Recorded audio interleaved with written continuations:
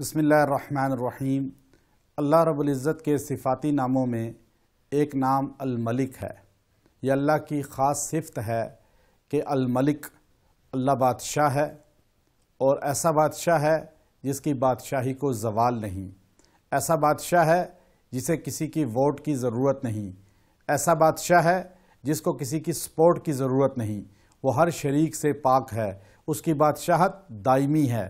اور وہ بادشاہ ایسا ہے جو بادشاہوں کا بادشاہ ہے، جس کے آگے بادشاہ بھی سر جھکاتے ہیں۔ تو الملک یہ اللہ کا اتنا صفاتی مجرب نام ہے کہ اگر انسان زوال کے وقت ہاتھ اٹھا کر یا ملک 136 مرتبہ پڑھے اور اللہ کے سامنے دعا کرے، اللہ اس سے غربت کو ختم کر دیں گے،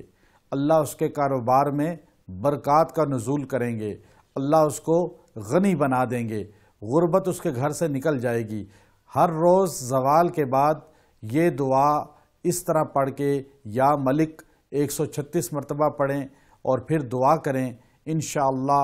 آپ کے گھر میں فقر و فاقہ نہیں رہے گا۔ اگر تنگ دستی ہے انشاءاللہ فراخی رزق میں تبدیل ہو جائے گی، اگر غربت ہے غنی ہو جائیں گے، کاروبار زیادہ ہو جائے گا، برکات گھر میں آ جائیں گی۔ یا مالک اور دل کے تصور کے ساتھ، خالی زبان کے ساتھ نہیں، جو بھی وظائف ہیں ان کو اگر